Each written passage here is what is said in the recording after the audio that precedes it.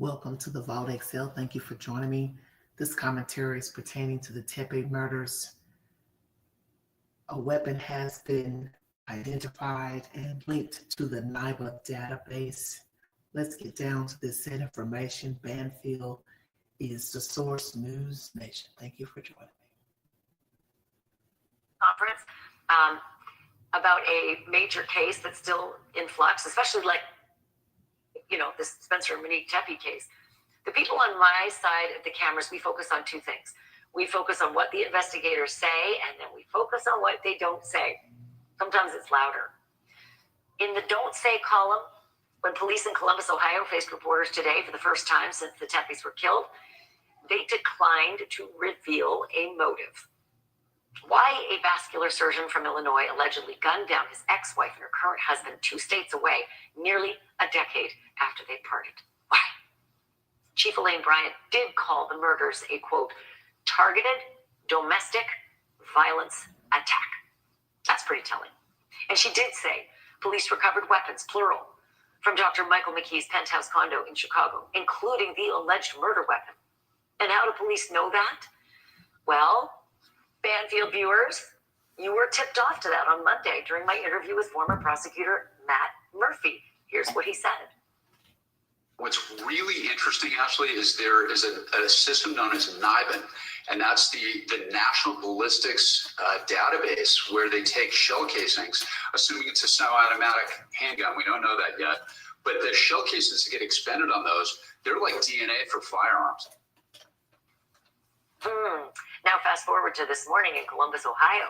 Here is that same chief I was talking about, Elaine Bryant. There's a preliminary link from our NIBA to one of the weapons that ties it to the homicides.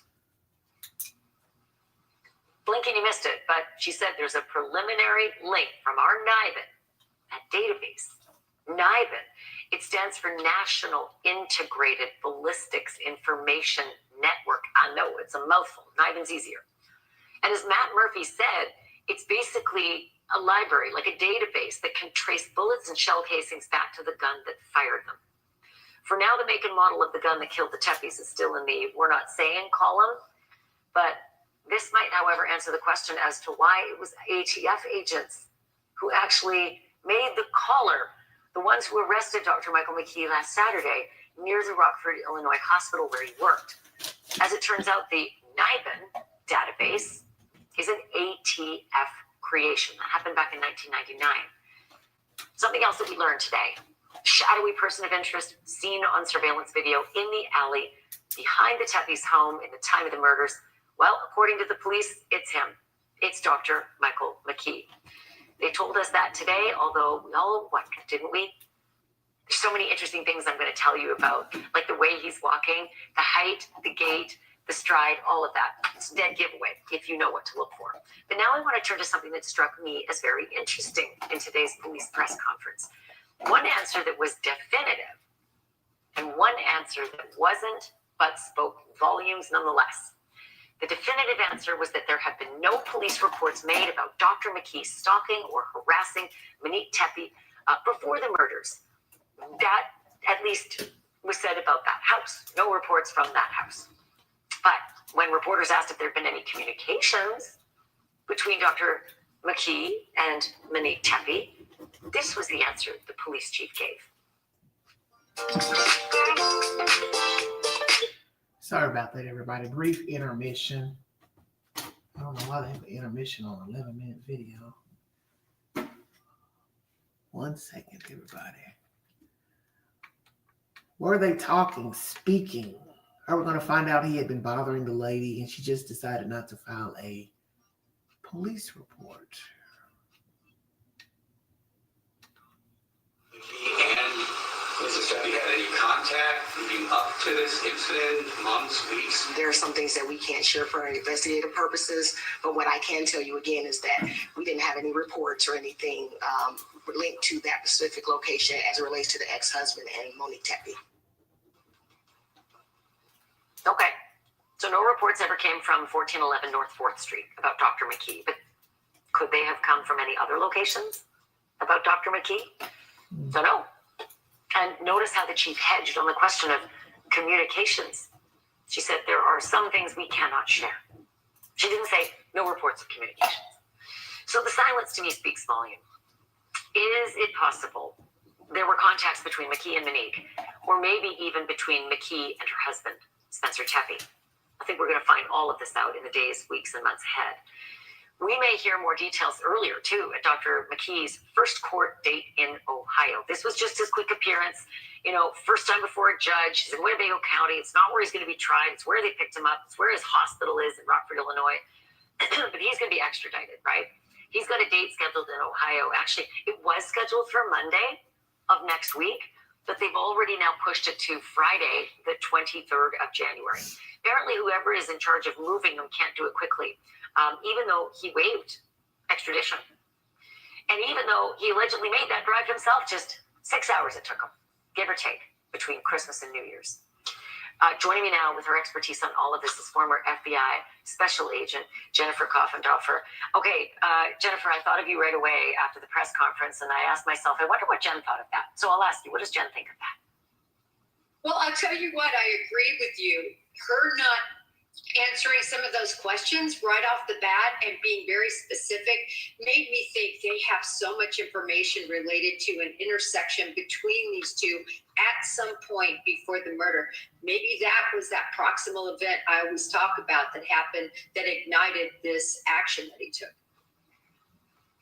Talk to me about NIBA, because I've always been under the impression that NIBA, again, this sort of ballistics dating site, right, for lack of a better description, really got weapons that are out there from bad people doing bad things that already got arrested, and those weapons went into the register.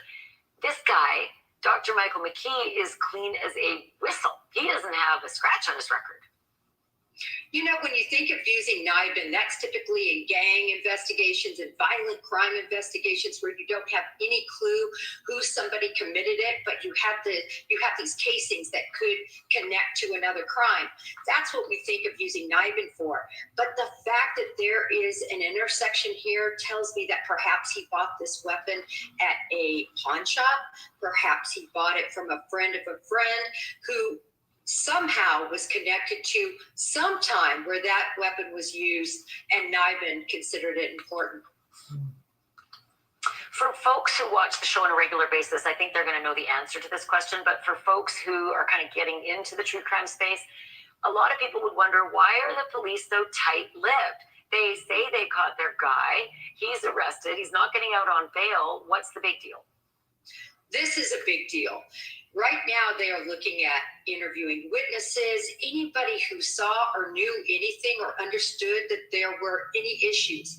The minute you start releasing details about the investigation, you no longer know whether the individual you're interviewing is providing details that they really knew, or was it something they heard on the news. So it's very important that they stay tight-lipped at this stage. And also that ever-present preservation of a prosecution. If they look, Koberger, they didn't get to prosecute him. It was just a deal. But if this goes to trial, you need to really hold your cards close to your vest. You got to share the discovery with the defendant, but you don't got to share it with Ashley. So I am super curious about the confirmation today that the police said it was Dr. McKee, in their words, that skulking figure in the back alley. What is your estimation from your law enforcement background on how they determined that that was him? Well, first of all, always, he has had this extremely unique gait. When I say always, I mean in all this film we've seen of him, from the beginning of time, he had that left foot that curved in, kind of pigeon-toed, has a very long gait, and you could tell he was a big man, not a small man. In addition, look at his clothing. It is unique to him, and I believe it was likely the clothing and maybe even that shoe tread that you touched on a few segments ago that led them to know this is him. So at the end, I'm just going to tell the viewers, watch the very end, what he does with his face. And he looks away, takes his hand up, kind of covers his face, pulls the hoodie down. I mean, that's a big telltale too. Look, in cold weather, I do that too. I grew up in Winnipeg. But if you are leaving a murder scene and you know there are cameras, this is kind of the behavior you might actually emit. Exactly, Ashley. From the beginning, when this person of interest, was identified by law enforcement, to me, this person was so important. He was right near the crime scene at the time of the crime, and the way he acted like he was trying to hide and was guilty of something. So definitely a person of interest, a suspect. So my guess, Jennifer, is there's a team of detectives still working this case and fanning out to try to figure out more material that will help prosecutors. They don't have to prove motive, but juries really want it. Who are they going to be interviewing to try to determine if there was, well, we know there was, but the extent of the acrimony between Monique Tepe and her ex-husband, Dr. Michael McKee? How will they find all that? Well, they are going to start with everyone, Ashley. They have to go clear back years from when they were first married, identify mutual individuals, try to figure out if there was any sort of pattern of domestic abuse that then led to this. Obviously, they've been divorced now 9 years, but did he express to anybody the anger and resentment that he must have harbored if indeed he committed this crime? And what did she say? Has she told anybody about her concerns about Mr. McKee? Was that something that, she left on the table for them?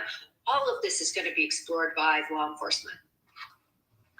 Every time I see that wedding picture, I'm just so sad because she just seemed so happy in this new life. And then there are those two children who don't have those two parents anymore. Jennifer Koffendorfer, always appreciate this. Thank you so much. Thank you. Banfield, everybody. And Miss Koffendorfer was her guest. All right, everybody, let's get down to business. Welcome to the Vault XL. In that said video that was released to the public of the person of interest, it is Michael McKee. I always thought that there was a reason they released the video. It's because they have trailed the video footage. As most of you know, there was a camera across the street, or there is one across the street from the Tepe home. And naturally, that camera can zoom in, circle around, get a bullseye view of people coming, going, walking, sitting, stooping, whatever they were doing on that street. And naturally, those cameras are all connected throughout the city and city blocks. So when they released that, they were already on his trail. Now, the weapon used has been put into the NIBA database at some point, meaning he bought that gun or got the gun from someone. Where did he get the gun from? Someone off the street, online, some type of weapon marketplace, gun show, pawn shop. Where did Michael McKee purchase the gun? And as Banfield said, it was important enough to be in the NIBA database. So where did the gun come from? Where did he purchase the gun? Also, the gun used in the murders was also found in the house. So one, you have the weapon already in the NIBA database. Two, this stupid dodo bird kept the weapon. Michael McKee, why would you keep the weapon? You are not very bright for a vascular surgeon. I keep calling him that doctor, heart doctor. It's all the same. You're not very smart. But we have heard this about people who have high IQs and very intelligent, Rhodes scholars. They don't know what color light to cross the street on. They have to think about it. Can't walk, chew bubble gum, hold a soda pop can in one hand, chew gum in the other, if you all understand where I'm coming from. And we've heard this over the years pertaining to very smart people that really, most of them are disorganized in the brain. A lot of them are pack rats. They're pack rats, some of them. Now, some may be orderly, then some are not. This one's probably meticulous. So we have him as the person of interest.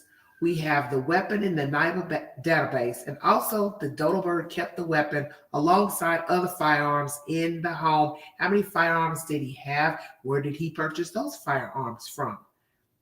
Now, police said this is a targeted domestic violence. Some may agree, some may not. Some will say, well, how is this domestic violence? If he was not entangled with this woman, he didn't have any type of affair with her, vice versa, he hadn't been putting his hands on her, why would you say it's domestic violence? Because we have not heard that he abused her during the marriage when they were married. She's been with this other guy for several years. So why use that terminology? I am curious. I think I would have just said targeted. Because if you don't have any information to say these two were entangled and it was physical, then why use that terminology? Now, the chief did not tell us if these two have talked, Miss Tepe and Mr. Michael McKee. So I'm going to ask, Michael, did you reach out to your ex-wife before unaliving she and her husband? Did he have contact with her husband? Did he have contact with anybody that knows the Tepes? Do they have actually mutual friends? That's been rumored. Don't know if it's true or not. Because so far, there have been rumors put out.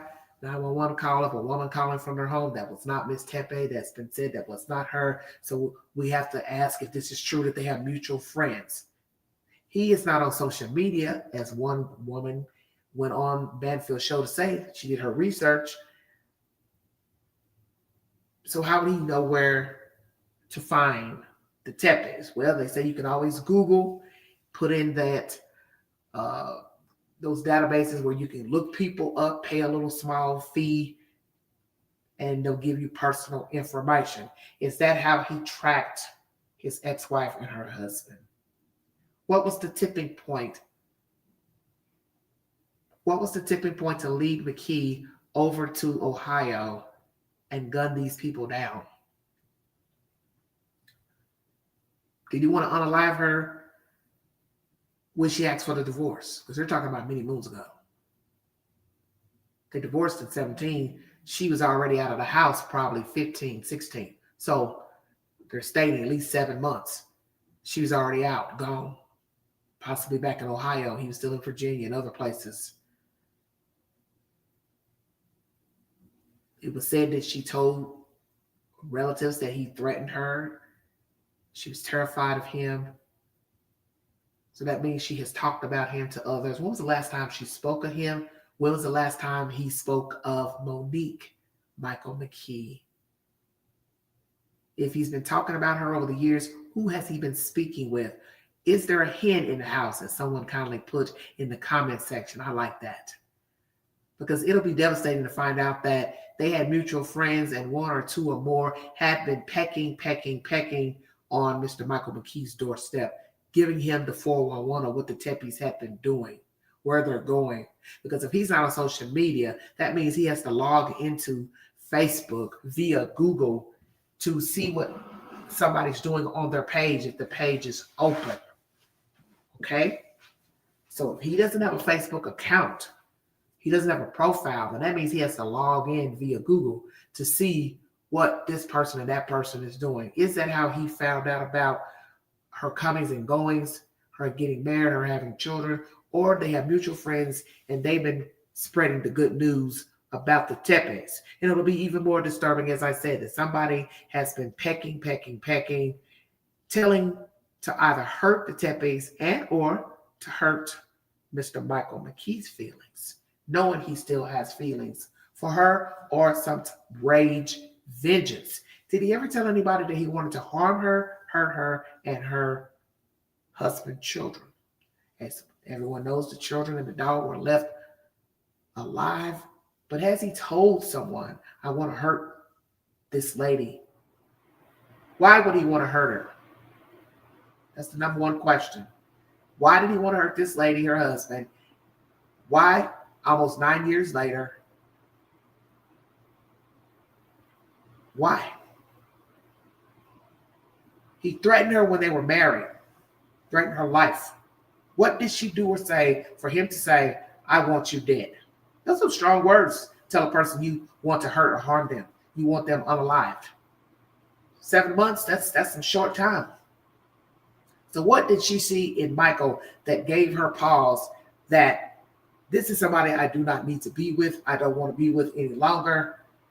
Did he ever push her, shove her? did he ever put his hands on her, but she was too afraid to file charges, thinking it would escalate. That may be the issue here. It's that she saw signs that he was violent. He was ruthless with his tongue, attitude, ignored her, berated her, probably pushed, shoved, punched, shoved, did something. And she said to herself, I'm not going to file charges because I don't want this to go on and on and on. And then two, he'll probably really hate me because then it'll be on his record and he's trying to become a doctor. They woke everybody. She knew that then. So what did we find out? He did put his hands on her, but she didn't because he was trying to become a doctor and it would ruin his reputation and affect the criminal background and background checks. Then fast forward years later, he's coming around, he's visiting, maybe he's popping up, he's sending messages by other people. She still feels the same. I'm fearful of this guy. I'm not getting ready to rock the boat because I don't want to be tangled up in the court and the legal system. Because when you start running to the police to tell what a person has done, said, that is exactly where you're going. You're being tangled up in the court system. We also hear that there were no reports made by Monique Tepe against Mr. McKee. But could it be he was making contact with she and her husband, visiting the house, stopping by, leaving notes, leaving flowers, or leaving something derogatory at the house, sending things in the mail? You know, we have a lot of people that do crazy things, such as doxing people, sending pizza, DoorDash, just doing ignorant shit. Are we going to find out they were having problems? Did they ever have any vandalism, flat tires, any scribbling on a wall, door, nasty notes, letters, cards? No reports made by the Tepes against McKee, but was he making contact? Because in my mind, I can't see a person harboring this type of hatred for another human being for almost 9 years, but they don't reach out before hunting them down. Make it make sense. Even fans who stalk famous people, they make contact before they actually break in their house or try to unalive them or hurt them. They send letters, they send mail, they sit outside, they try to break in the house. You understand what I'm saying? It's just rare that a person is so angry with another human being and they are not making contact with the person. We know he had a busy schedule as a heart doctor surgeon. So you got to count where he lived, 5.5, 6 hours away. The practice at least 6 or more hours, 7 hours away. He couldn't just really go run over and sit outside, bang on the door. But on his off days, I won't doubt Mr. McKee made his way to Ohio, and he probably walked up and down the sidewalk at night. He probably sat in his car. He probably walked around the back of the house. And I won't doubt in the wee hour, he walked up to inspect the doorbell cameras and also the back entrance. Because at some point, you have got to do a dry run when you are attempting to break in and unalive a person. You've got to do a dry run because you got to see how you're going to get in. You got to see, do they have a dog, a pit bull, a Rottweiler? Do they have other people living, coming and going? You've got to know that. And I pray that nobody else is involved as far as being a peeping Tom and watching this family. Once again, why did he keep the weapon? The weapon is in the NIBA database. This was formed by the ATF in '99. Where was the gun purchased? Was it used in any other crimes? So far, we have not heard it was used in any other crimes, but it was in the NIBA database, so there's a reason for it being there. Did Michael McKee bother, harass the Tepe family in any way, form, or fashion? That's either by notes, phone calls, messages, cards, mail. Was he stalking them? When he had a chance to get away from his job, he drove to Ohio and walked the streets, drove by. We know that he drove by the house. He's seen on video. This is how stupid he is. He also was in his own car, rested at the Chick-fil-A near his job in Rockford, Illinois. Guess he was trying to get him a bite to eat before checking in. Last free meal, perhaps.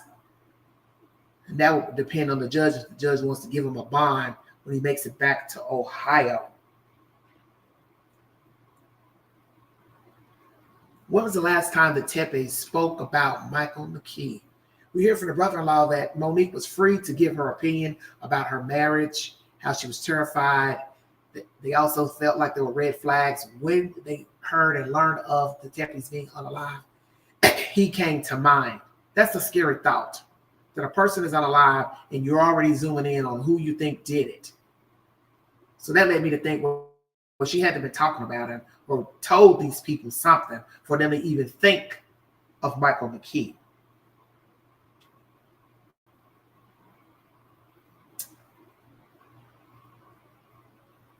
Did Michael McKee make contact with Monique Tepe before he broke in their home and unalived she and her husband, Spencer? Now, the next question that is still on the radar is, how did Michael McKee get in this house? Did he use a gadget that unlocked the door, or he jimmied the door with some type of gadget, such as a crowbar, screwdriver? And what's going to be baffling, if he used a gadget such as a crowbar, that means they did not have a security system, because any type of jamming of the door should set the alarm off. So it's one thing to have a camera, but do you have an alarm? And some people will say, well, what's the point of having a camera if you don't have an alarm? I don't know.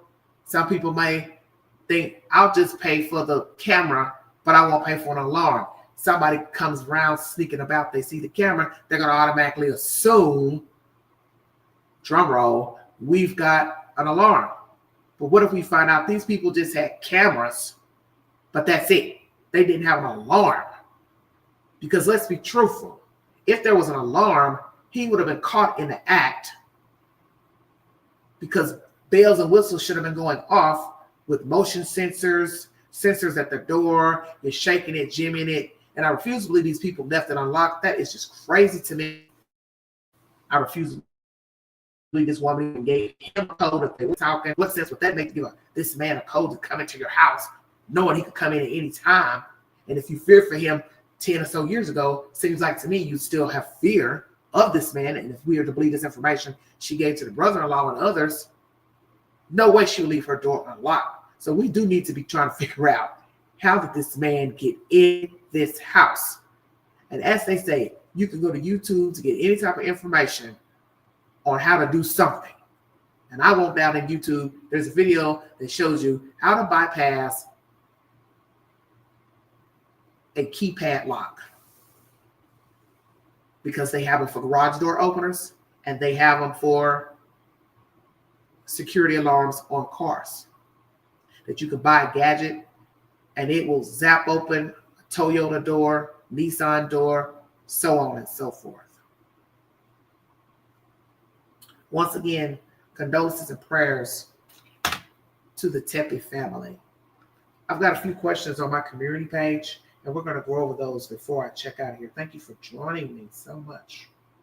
Once again, the commentary that you listen to is by News Nation. With new evidence revealed, when Michael McKee is extradited back to Ohio, how will he plead? Now, in court, the lawyer mentioned not guilty and that he's going to fight this vigorously when he's extradited back to Ohio.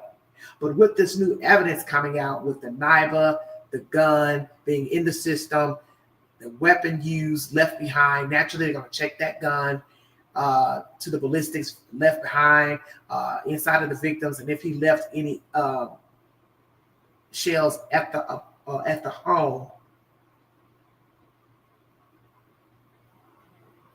What will he say? Will he change his mind and say, well, I probably better go ahead and plead guilty? Or he's going to stick with not guilty? 50% said not guilty. 50% said guilty. I also have crime of passion and not sure. 2 people have voted. So it's 50-50. 4 people voted on this poll. How long did Michael McKee plan Tepe murders? As soon as wife asked for divorce, 0%. A few years after the divorce, 0%.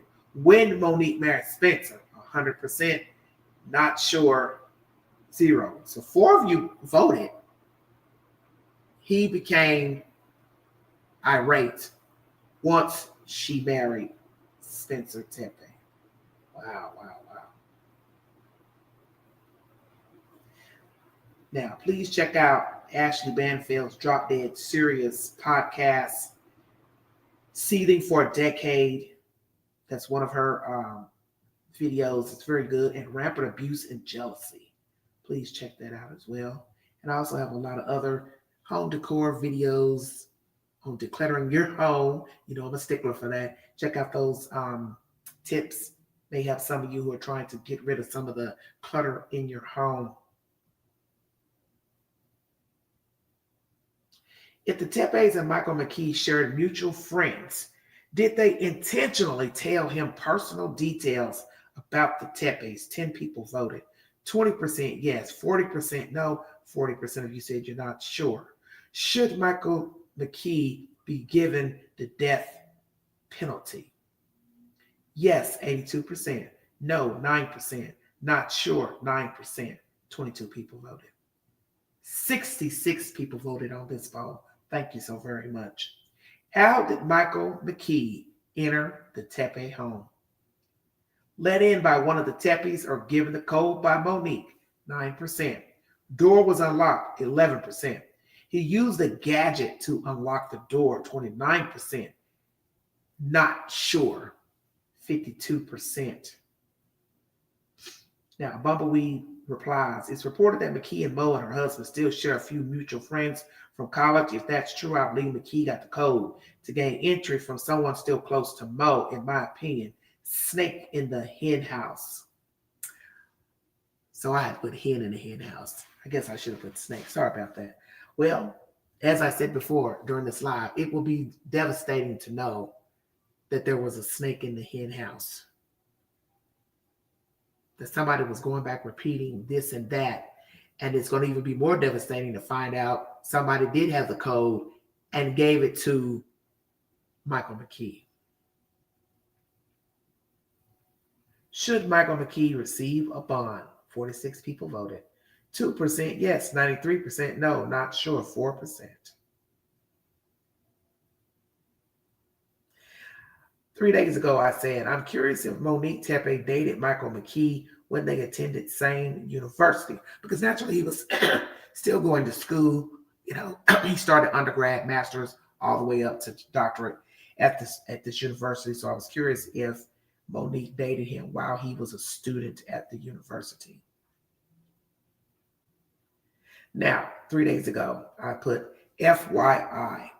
The Tepes and Michael McKee attended the same college. With that being said, did they all know one another while in school? Now, my understanding, excuse me, there hasn't been any information that they all knew of one another. Let's just say in passing. I have not heard that they knew one another, but you have to admit this is very bizarre that these people have crossed each other's paths in the universe.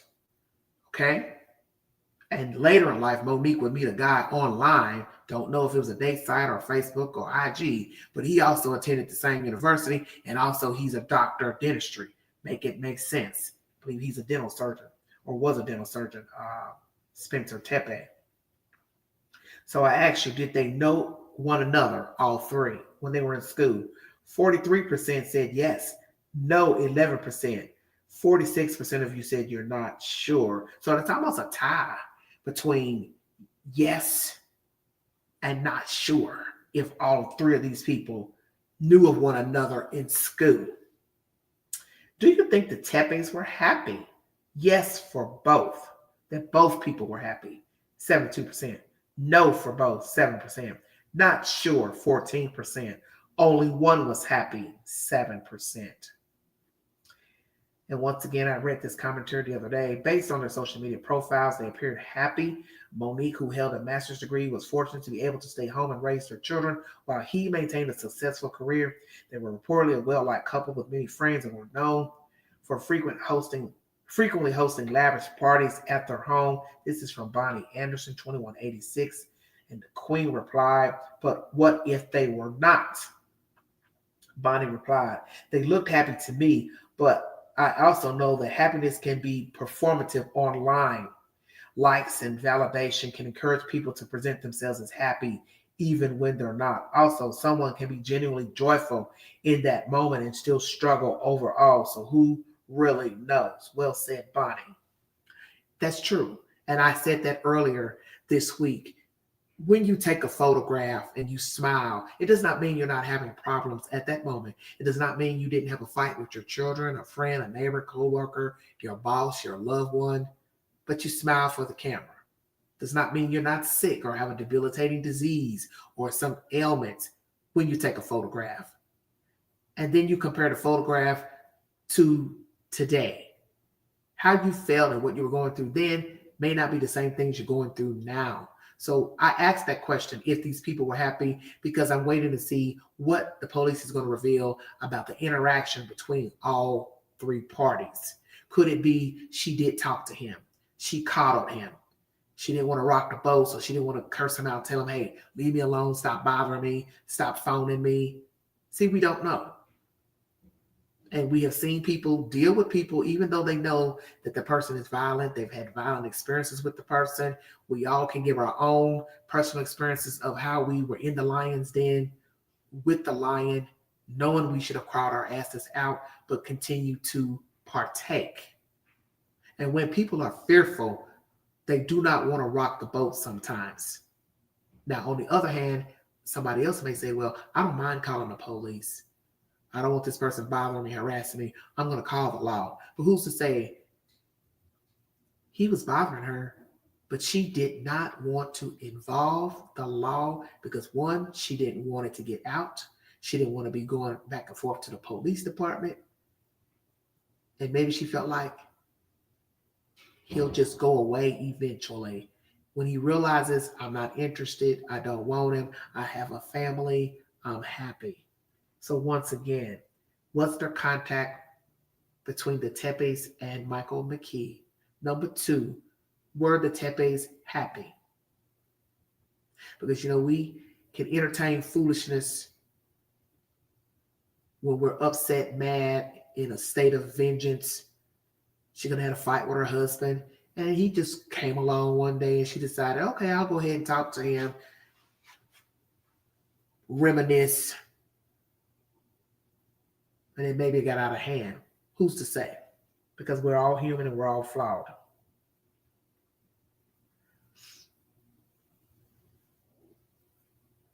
Take the polls on my community page, everybody. I'm just going through all the polls I've put out in the past couple days.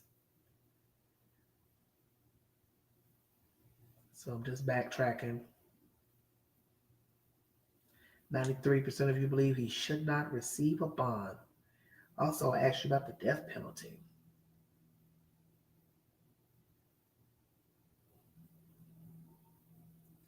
%43% of you do believe that they knew of one another when they were in college. That's interesting. 46% not sure. 72% believe that both of the Tepes were happy. Did the Tepes mistakenly leave a door unlocked? 3% yes, 34% no, 63% of you are not sure. Once again, Bonnie replied, "The fact that MM drove all the way to Ohio tells me he was determined to get inside that house. I don't think the door was left unlocked. He was going to get inside no matter what." Well said, because that's the truth. If a person has put in his or her mind that they want to exact bodily harm, it's not going to matter about a door. They'll either catch you in the house, they'll catch you at the door, or they'll catch you coming out, or they'll follow you somewhere and execute you. And if he had the nerve to go and break in a house, even though it's dark outside, he could still have the same gumption to unalive them coming out, getting in their vehicle. course, it's daylight. Witnesses, people can hear the gunfire. But I guess it depends on how a person wants to execute the crime. Now, were there gunshots heard by neighbors for them to exact the time of, I believe they said 3:52 in the morning? Did a neighbor hear gunfire, gunshots at 3:52 a.m. for law enforcement to get this timeline of when they believe the crimes were committed?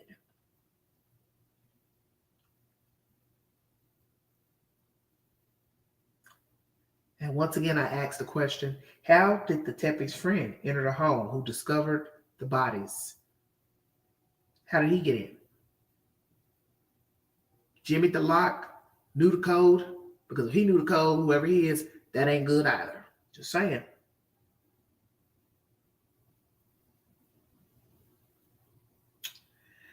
Well, those are my questions pertaining to this case. How did McKee get in the home? How did the friend get in the home?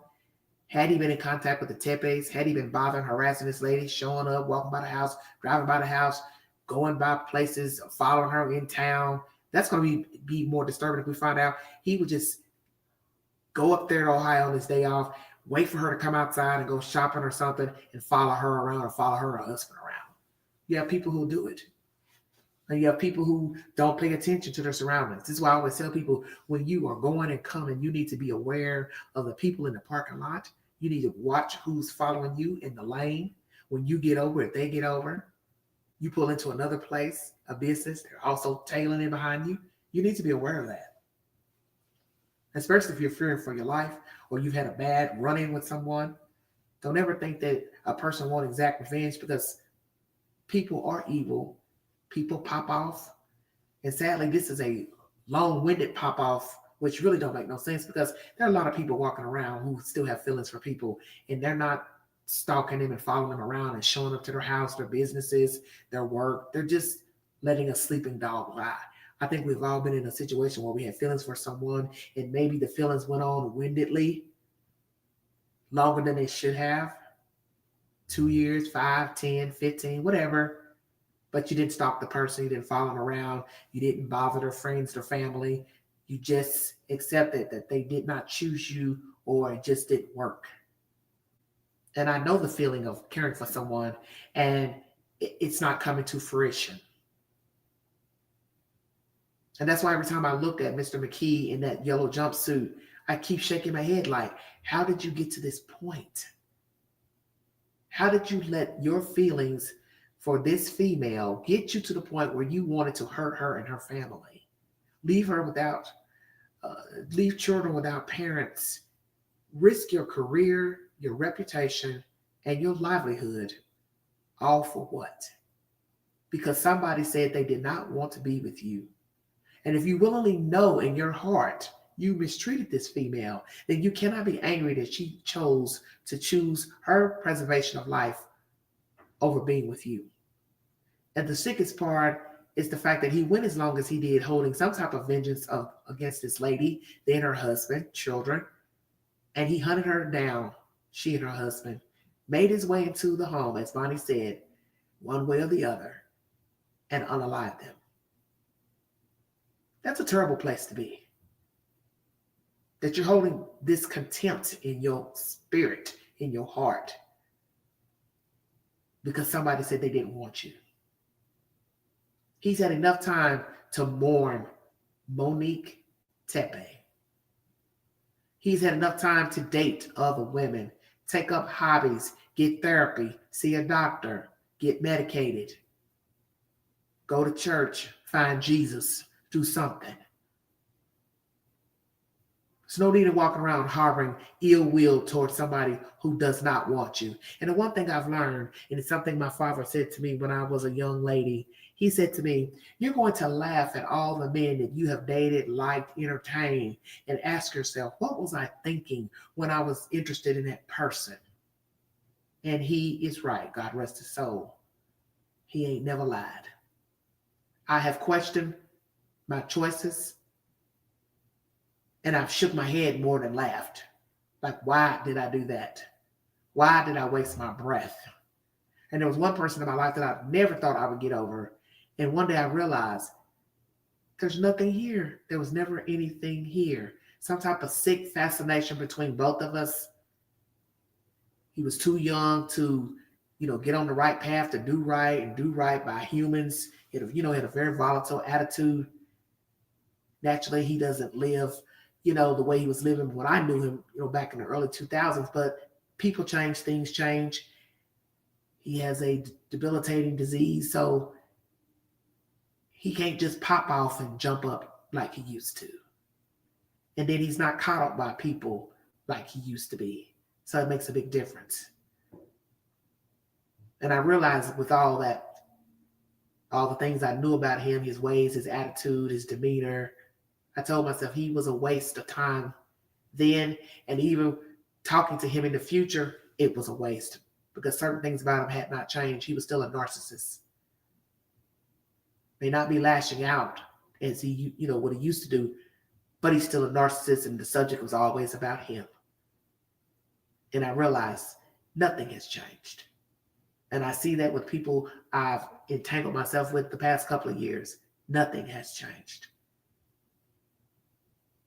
And I don't want to be an old fool, wasting my good years on a person who has no intention of changing, no intention of coming around, and no intention of choosing me. And that is something an adult has to tell him or herself. I'm worthy.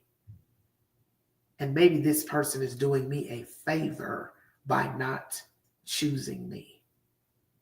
See, sometimes you have to flip the script and say to yourself, this person is possibly doing me a favor, because why would I want to be with a person who does not want to be with me for whatever reason?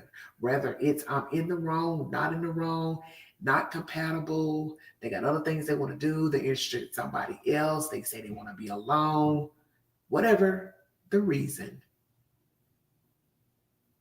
Maybe it's time to accept he or she is doing you a favor.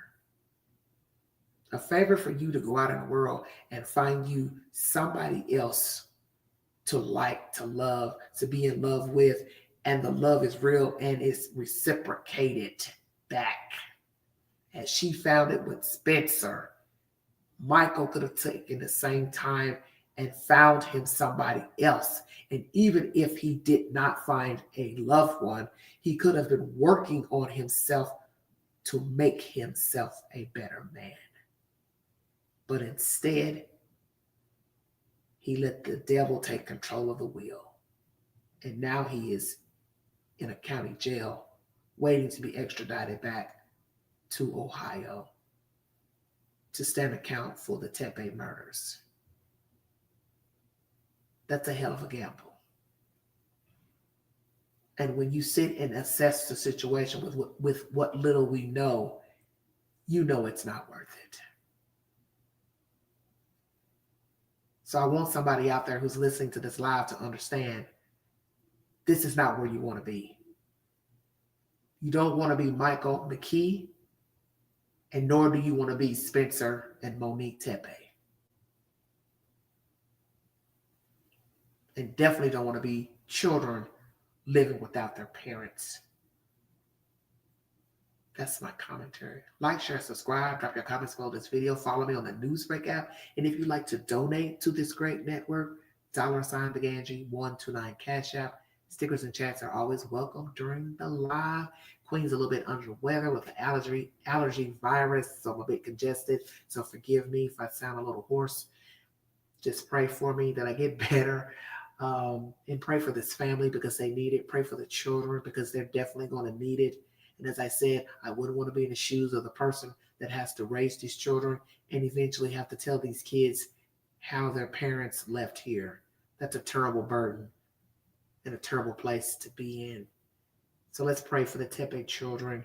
And let's also pray for this world because we have a lot of hurt people. And as Dr. Phil would say, hurt people hurt people. But this isn't where you want to end up. On either side of the coin, you don't want to be the perpetrator, and you most definitely don't want to be the victim. So get your faculties in check. Get you some help if you need it, because this isn't the way to go. Thank you for your time. You've been listening to the Vault Excel.